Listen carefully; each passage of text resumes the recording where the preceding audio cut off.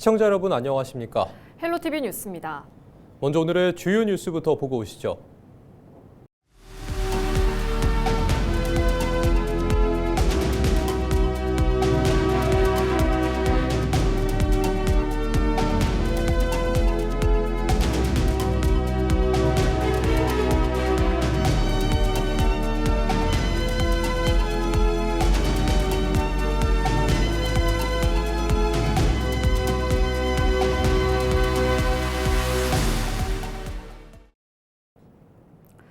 (1597년) 정유재란 당시 남원성 전투에서 순절한 약 10,000명의 의사를 모신 무덤이 바로 만인의총인데요.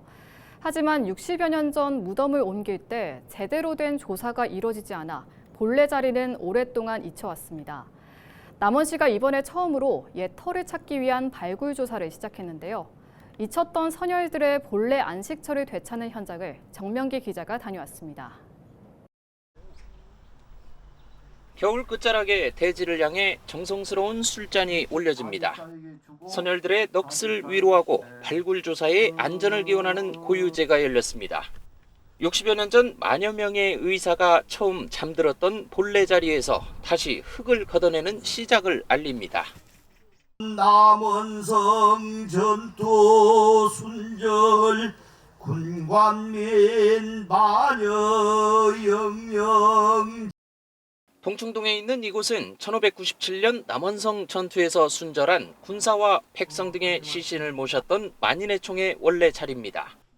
1963년 국가사적으로 지정됐다가 이듬해 무덤을 지금의 위치로 옮기며 해제되는 우여곡절을 겪었고 당시 고고학적 조사나 기록도 남지 않아 사실상 60년 넘게 방치됐습니다.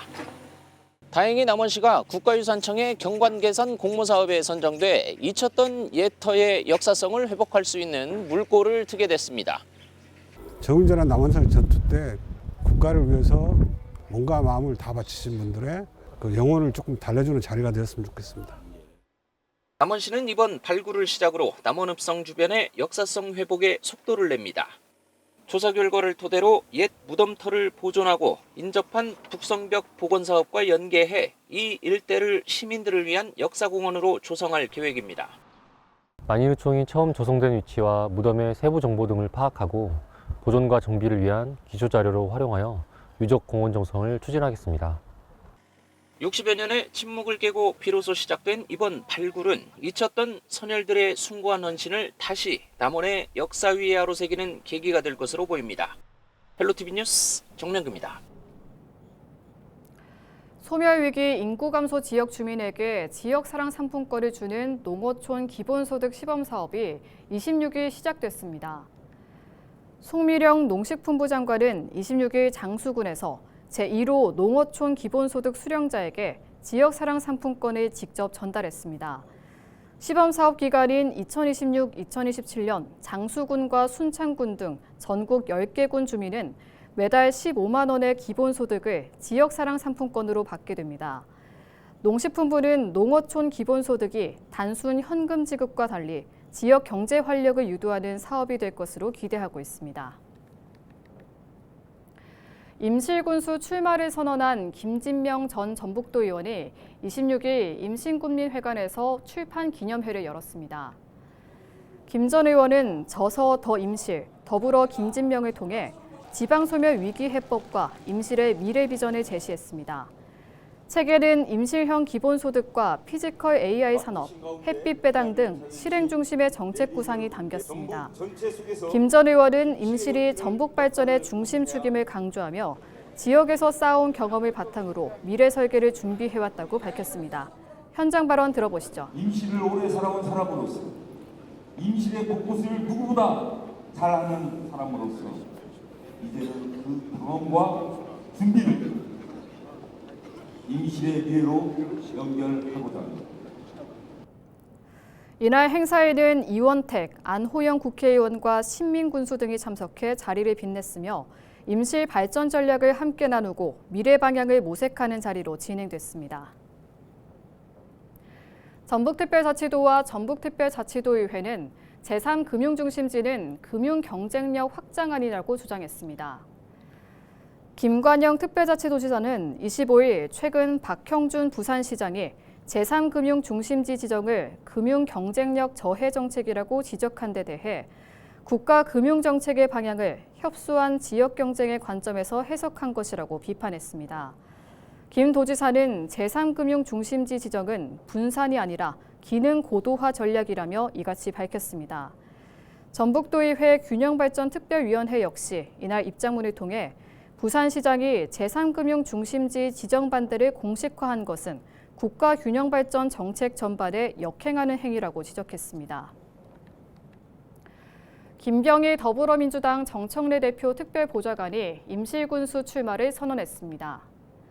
김 특보는 모든 국민에게 민생안정지원금 100만 원을 지원해 지역 경제를 살리고 농촌형 기본소득 실험도시를 만들겠다고 약속했습니다. 또 노인 전문 복지센터를 세우고 돌봄 체계를 강화해 어르신들이 존중받는 노후를 보장하겠다고 밝혔습니다. 이어 임실과 신평, 오수 농공단지를 잇는 경제 삼각벨트를 구축하고 기업 유치 등을 통해 지역 경제 체질을 바꾸겠다는 계획도 내놨습니다. 현장 발언 들어보시죠. 지원은 지금 과감하게 시작하고 구조는 10년을 보고 단단하게 바꾸겠습니다. 통장에 찍히는 변화, 가게 매출로 느껴지는 변화, 아이들이 웃음으로 확인되는 변화, 사람이 돌아오고 소득이 커지는 임실, 저 김병희가 군인 여러분과 함께 반드시 만들어내겠습니다. 김 특보는 생활체육시설은 늘리고 스포츠 마케팅을 확대해 사람이 모이고 활력이 넘치는 임실을 만들겠다고 강조했습니다. 전북도의 하천 정비계획 심의를 맡은 도내 한 국립대 교수가 업체 측의 조사도 담당해 이해충돌 방지 조항을 어겼다는 고발장이 접수됐습니다. 전북경찰청은 최근 공직자의 이해충돌 방지법과 금품 등 수수의 금지에 관한 법률 위반 등 혐의로 A 교수에 대한 고발장이 접수돼 확인 중이라고 25일 밝혔습니다. 고발장에는 A 교수가 전북자치도의 하천 정비계획 심의를 맡은 뒤 이 기본조사를 담당한 용역업체의 조사에 참여했다는 의혹이 담긴 것으로 파악됐습니다. 남원 지역 전통주 기업인 천년도가가 다음 달 1일 국대 막걸리와 국대 식혜를 새롭게 선보입니다. 지리산 지하 안반수를 활용한 프리미엄 제품으로 이미 전국 200여 곳의 유통망을 확보한 상태입니다. 천년도가는 태극 문양을 담은 패키지와 스포츠 경기장 분위기 등을 살린 마케팅으로 전국 단위 브랜드 전략을 펼칠 계획입니다. 국대 막걸리는 국내산 쌀과 3중 필터 과정을 거쳐 깔끔한 맛을 살렸고 국대 식혜는 스포츠와 연결된 콘셉트로 차별화를 꾀했습니다. 또한 한 병이 팔릴 때마다 일부 수익을 유소년 축구 발전 기금으로 기부하는 캠페인을 함께 진행해 사회적 책임도 강화할 예정입니다.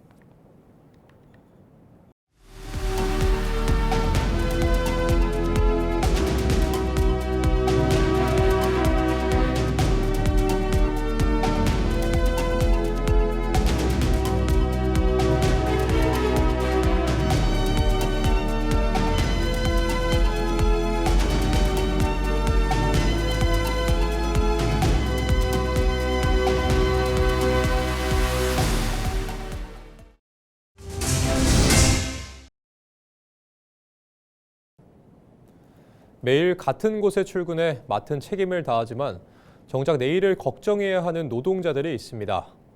지자체에서도 이른바 쪼개기 계약 관행이 여전하다는 지적이 나오는데요.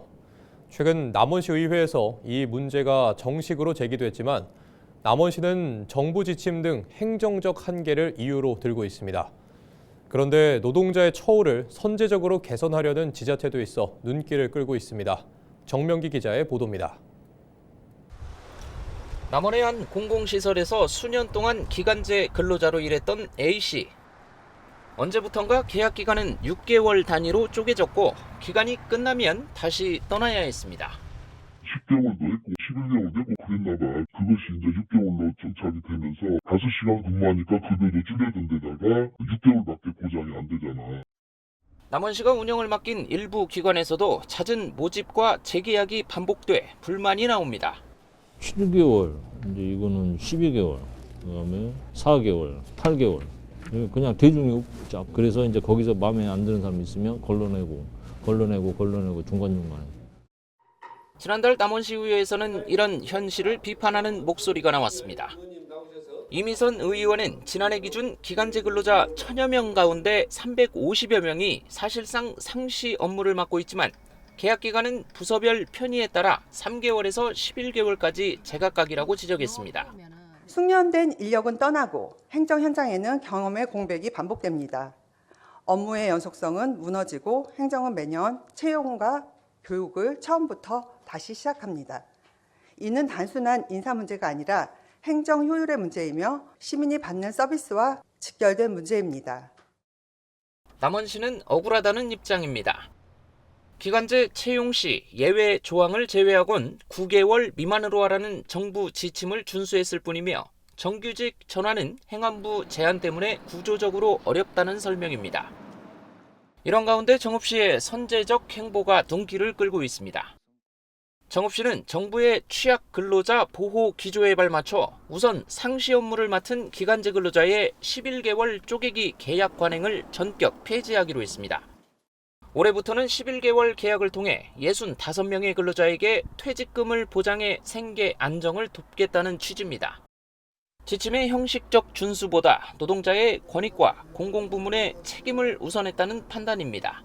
그동안 관행처럼 이어져 온 11개월 쪼개기 계약은 근로자의 고용 불안을 키웠고 정당한 권리를 가로막는 원인이었습니다. 책임 있는 고용 문화를 실천해 근로자의 생활 안정을 돕고 나아가 숙련된 인력을 바탕으로 시민들께 더 질 높은 행정 서비스를 제공하고자 함입니다. 정읍시는 불합리한 고용 관행이 남아있는지 기간제 근로자 운영 실태 전반도 점검할 계획입니다. 노동자의 생활 안정을 위해 제정된 남원시 생활임금조례가 2년이 지났지만 위원회 구성조차 진행되지 않고 있다는 지적이 나오는 가운데 행정적 리스크까지 감수한 정읍시의 행보가 주목됩니다. 헬로티비 뉴스 정명규입니다. 김제시 공덕면 한 산란계 농장에서 검출된 조류 인플루엔자 H5형 항원이 고병원성으로 최종 확인됐습니다. 전북특별자치도는 김제시 농장의 고병원성 확진은 올겨울 도내 4번째, 전국 48번째 확진 사례라고 밝혔습니다. 도는 해당 농장에서 H5형 항원이 검출된 직후 농장 출입 통제와 역학 조사를 병행했으며 산란계 6만 1000여 마리에 대한 살처분을 진행했습니다. 도는 추가 확산을 막기 위해 농장 반경 10km를 방역대로 선정해 방역대 안의 가금 농장 49곳을 대상으로 이동 제한 정밀 검사를 실시하고 있습니다. 정읍시는 의약학 연구 개발 업체인 테라젠 바이오와 총 1억 원 규모의 고향사랑 기부 약정을 맺었습니다. 테라젠 바이오 백순명 대표는 올해부터 매년 2천만 원씩 5년에 걸쳐 1억 원을 정읍시에 기부합니다. 이렇게 조성된 기부금은 건강관리를 안내하는 교육 자료 제작과 운동용 보조기구 구입 등에 전액 활용될 예정입니다. 나눔의 배경에는 억대 연봉을 거절하고 은퇴 후 자발적으로 시골 근무를 자처한 임경수 고부보건지소장의 소개로 이번 약정이 성사됐습니다. 박형규 사회민주당 전북특별자치도당위원장이 다음 달 3일 남원 이반의 마을에서 남원 시민의 편 박형규입니다. 출간 기념회를 엽니다. 최근 남원시의원 출마를 결정한 박 위원장은 시민들과 만나 자신의 삶과 정치적 선택의 이유를 나눌 계획입니다. 박 위원장은 시민운동과 지역 현안 활동을 이어왔고 사회민주당 전북도당 창당을 이끌며 제도 정치에 참여했습니다.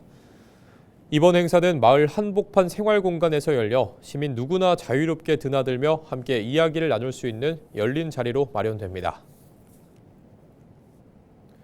고창군 농업기술센터가 유용 미생물 바로 배송 서비스를 재개합니다.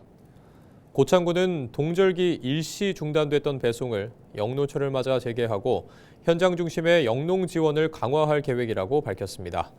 바로 배송 서비스는 관내 14개 읍면 축 농업인을 대상으로 주말을 제외한 주 5일 운영됩니다. 유용 미생물의 원활한 공급과 농가 현장 지도를 통해 고품질 농산물 생산에 앞장서겠습니다. 고창 지역 갯벌 현장에서 맨손 어업인들에 대한 단속과 과태료 부과가 되풀이되면서 어민들이 어려움을 호소하고 있는데요. 하지만 사유 면허 어장 이전 부지에서 발생하는 일부 부적절 어업 행위에 대한 처벌은 이루어지지 않고 있어 불평등 논란이 일고 있습니다. 김남호 기자가 보도합니다. 고창군 심원면 일대 갯벌 현장입니다. 이 지역 주민들은 조개를 캐 가족들의 생계를 유지하고 있습니다.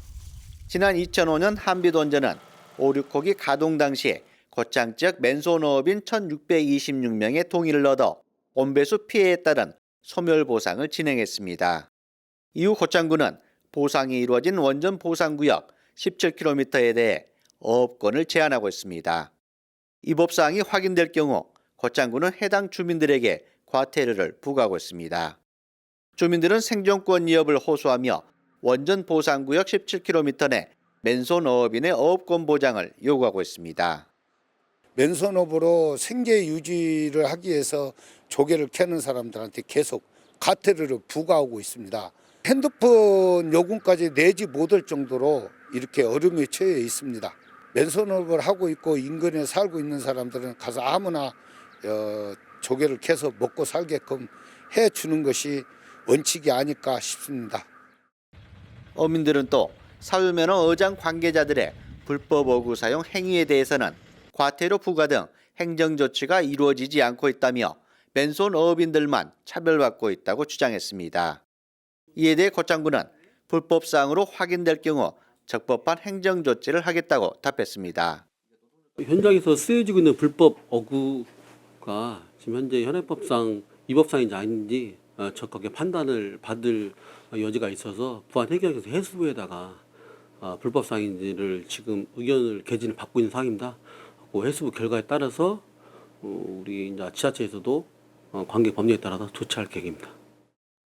어업권 소멸 보상이 이루어진 사안이기 때문에 어업권 회복은 어렵다는 한비돈전 측 입장을 바꾸지 못하고 있는 고창군. 생존권 위협을 호소하는 주민들에게 과태료를 부과하면서 불법 어구를 사용하는 사유면허 어장 관계자들을 단속해야 하는 과제까지 떠안게 됐습니다. 헬로티비 뉴스 김나호입니다. 임종철 더불어민주당 전북특별자치도당 농림축산정책특별위원장이 순창군수 출마를 선언했습니다. 임 위원장은 복지예산 삭감 논란을 바로잡고 아동행복수당과 농민수당을 확대하겠다고 밝혔습니다. 또 농축협중앙회와 NH농협손해보험 부사장 등 30년 경력을 바탕으로 농가소득을 6천만 원까지 높이고 청년 귀농귀촌을 지원하는 스마트팜 단지와 주거 대책을 추진하겠다고 강조했습니다. 관광산업 혁신으로 강천산과 순창읍을 중심으로 체류형 관광벨트를 만들고 의료복지 인프라 확충에도 힘쓰겠다고 약속했는데요. 임 위원장 발언 들어보겠습니다. 한국마사의 제5경마장이 순창과 담양에 유치되는 것으로 가시화되고 있는 만큼 후속 조치에 만전을 기하겠습니다. 농가소득 6천만 원을 달성하고 삭감 논란으로 상처 입은 아동행복수당을 즉시 복원하며 농민수당은 연간 240만 원을 목표로 추진하겠습니다. 임 위원장은 환경과 사회, 지배구조 전반에 걸친 순창형 ESG 경영을 선언하며 가축분뇨 자원화센터 추진과 예산 구조 혁신, 공정한 입찰제 도입 등도 약속했습니다. 조상중 전 정읍시 의회 의장이 전북특별자치도 의원 선거 정읍시 제2선거구 출마를 공식 선언했습니다. 조상중 전 의장은 24일 정읍시청 브리핑룸에서 출마 기자회견을 열고 전북도 차원의 예산과 정책 결정 구조 속에서 정읍의 권익을 챙겨야 할 때라며 출마 의지를 밝혔습니다. 조 전 의장은 매일 아침 정읍초등학교 삼거리에서 아이들의 등굣길 안전을 지켜온 경험을 언급하며 시민이 아파하는 문제를 외면하지 않고 끝까지 해결하겠다고 강조했습니다. 주요 공약으로는 사회적 약자를 위한 포용복지와 공공의료 강화, 소상공인 농민 중심 민생경제 회복 등을 제시했습니다. 이상으로 뉴스를 마칩니다. 시청해주신 여러분 고맙습니다.